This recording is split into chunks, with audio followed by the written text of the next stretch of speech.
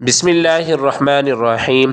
السلام علیکم ورحمۃ اللہ وبرکاتہ۔ شب برات میں یہ 5 کام لازمی کریں۔ شب برات میں تقدیر بدل جاتی ہے، زندگی کے حالات بدلے جاتے ہیں۔ اگر انسان کی تقدیر میں بدحالی تنگ دستی ہے تو اللہ عز و جل بدحالی خوشحالی میں بدل دے گا، کیونکہ اللہ تعالیٰ فرماتا ہے کہ اللہ جس لکھے ہوئے کو چاہتا ہے مٹا دیتا ہے اور جسے چاہتا ہے ثابت فرما دیتا ہے، اور اسی کے پاس اصل کتاب یعنی لوح محفوظ ہے۔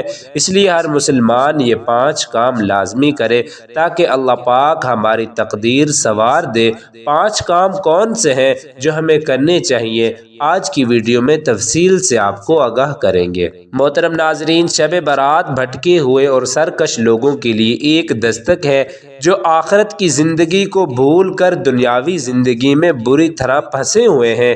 یہ رات ان لوگوں کے لیے اپنے رب کی طرف بلاوا ہے اور اسے منانے کی رات ہے۔ امام بیہقی رحمۃ اللہ علیہ نے حضرت عائشہ رضی اللہ تعالی عنہا سے روایت نقل کی ہے کہ رسول اللہ صلی اللہ علیہ وسلم نے رات کو اٹھ کر نماز پڑھی اور بہت طویل سجدہ کیا، حتیٰ کہ مجھے گمان ہوا کہ آپ صلی اللہ علیہ وسلم کا انتقال ہو گیا ہے۔ میں اٹھی اور آپ کے پاؤں اقدس کا انگوٹھا ہلایا، وہ ہلا تو پھر میں لوٹ آئی۔ جب آپ صلی اللہ علیہ وسلم نے سجدے سے سر اٹھایا اور نماز مکمل کی تو فرمایا، اے عائشہ، کیا تم کو یہ گمان ہو گیا تھا کہ نبی صلی اللہ علیہ وسلم نے تم سے زیادتی کی ہے؟ میں نے عرض کی کہ اللہ کے رسول ایسا نہیں ہے، لیکن آپ کے طویل سجدے نے مجھے وفات کے خوف میں مبتلا کر دیا تھا۔ آپ صلی اللہ علیہ وسلم نے فرمایا، کیا تم جانتی ہو کہ یہ کون سی رات ہے؟ میں نے عرض کی کہ اللہ اور اللہ کا رسول زیادہ جانتے ہیں، کہ شعبان کی رات ہے کہ بے شک اللہ تعالیٰ اس رات میں اپنے بندوں پر ظہور فرماتا ہے اور توبہ کرنے والوں کی توبہ قبول فرماتا ہے اور رحم چاہنے والوں پر رحم فرماتا ہے اور کینہ پرورا کو جیسے وہ تھے اسی پر رکھتا ہے۔ امام جلال الدین سیوطی رحمۃ اللہ علیہ تفسیر در منصور میں لکھتے ہیں کہ خطیب بغدادی اور ابن نجار نے حضرت عائشہ رضی اللہ تعالی عنہا سے روایت نقل کی ہے کہ رسول اللہ صلی اللہ علیہ وسلم تمام شعبان کے روزے رکھ کر اس کو رمضان کے ساتھ ملا دیتے تھے، اور آپ کسی بھی مہینے کے تمام دنوں کے روزے نہ رکھتے تھے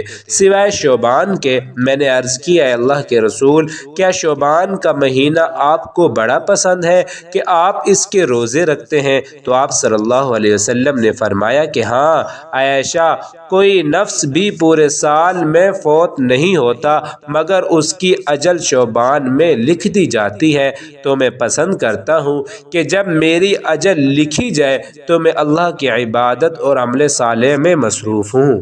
حدیث کریمہ اور صحابہ کرام اور بزرگان دین کے عمل سے اس رات میں 3 کام کرنا ثابت ہے۔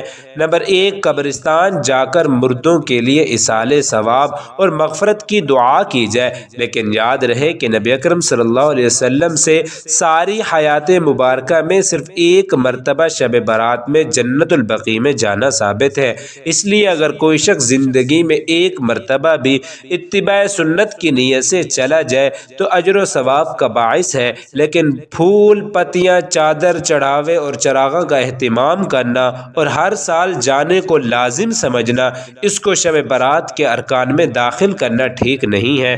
جو چیز نبی صلی اللہ علیہ وسلم سے جس درجے میں ثابت ہے اس کو اسی درجے میں رکھنا چاہیے، اس کا نام اتباع دین ہے۔ نمبر 2، اس رات میں نوافل، تلاوت، ذکر و اذکار کا اہتمام کرنا۔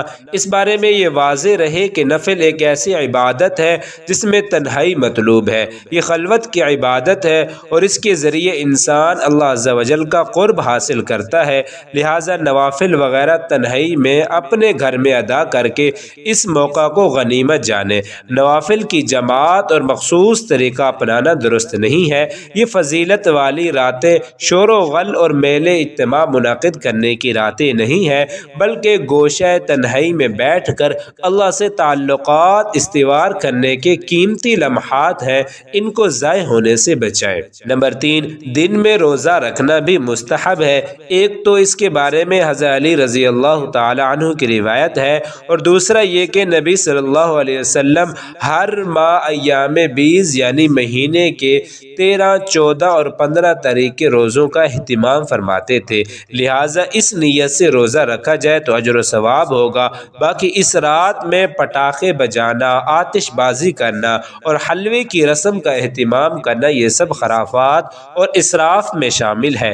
شیطان ان فضولیات میں انسان کو مشغول کر کے اللہ عز و جل کی مغفرت اور عبادت سے محروم کر دینا چاہتا ہے، اور یہی شیطان کا اصل مقصد ہے۔ شعبان کی 15ویں رات کو اللہ تعالی قریب کے آسمان پر نزول فرماتے ہیں اور یوں پکارتے ہیں کہ کیا کوئی بخشش مانگنے والا ہے کہ میں اس کے بخش دوں؟ کیا کوئی رزق مانگنے والا ہے کہ میں اس کو رزق دوں؟ کیا کوئی مبتلا مصیبت ہے جو اس مصیبت سے بچنے کی درخواست کرے، میں اس کو عافیت عطا کر دوں؟ اور کیا کوئی فلاں قسم کا آدمی ہے، فلاں قسم کا آدمی ہے؟ ایک ایک ضرورت کا نام لے کر اللہ میاں پکارتے ہیں۔ تو اس رات میں کرنے کے 2 کام ہیں۔ ایک تو جہاں تک ممکن ہو سکے عبادت کرو اور قرآن مجید کی تلاوت کرو۔ نماز پڑھنا سب سے افضل ہے، لیکن اگر بیٹھ کر تسبیحات پڑھنا چاہو تو یہ بھی جائز ہے۔ غرض یہ کہ اللہ کی یاد میں جتنا وقت بھی گزار سکتے ہو گزارو، باقی سونے کا تقاضا ہو تو سو جاؤ۔ فجر کی نماز جماعت کے ساتھ ضرور پڑھ لو اور جہاں تک ممکن ہو سکے عبادت میں وقت گزارا جائے۔ اور دوسرا یہ کہ رات مانگنے کی ہے، کچھ اللہ تعالیٰ سے مانگا جائے۔ مانگا کیا جائے، اس کی طرف رسول مبارک صلی اللہ علیہ وسلم نے ارشاد فرمایا ہے۔ مختصر سی اس کی تشریح کر دیتا ہوں۔ مانگنے کی 3 چیزیں ہیں۔ رسول پاک صلی اللہ علیہ وسلم نے ارشاد فرمایا، ایک تو اللہ تعالیٰ سے بخشش مانگو، دوسرا اللہ تعالیٰ سے رزق مانگو، اور تیسرا اللہ تعالیٰ سے عافیت مانگو۔ لیجئے خدا تعالیٰ نے کنجیاں تمہارے ہاتھ میں دے دی ہیں، جتنا چاہے کھولو اور لو۔ فرمایا ایک اللہ تعالیٰ سے بخشش مانگو۔ اب ایک تو اس رات میں اللہ تعالیٰ سے مغفرت اور بخشش مانگو، اور ایک اور بات یاد آ گئی کہ حضرت محمد صلی اللہ علیہ وسلم کی دعا ہے کہ جس کا ترجمہ ہے، اے اللہ مجھے رسوا نہ کیجیے، کیونکہ آپ مجھے جانتے ہی ہیں، اور مجھے عذاب اور سزا نہ دیجیے، اس لیے کہ آپ مجھ پر قادر ہیں، یعنی جب چاہے عذاب دے سکتے ہیں، آپ کی قدرت ہے۔ اللہ تعالیٰ سے دعا ہے کہ اللہ پاک ہماری مغفرت فرمائے اور ہمیں تا حیات اسلام پر قائم و دائم رکھے۔ آمین ثم آمین۔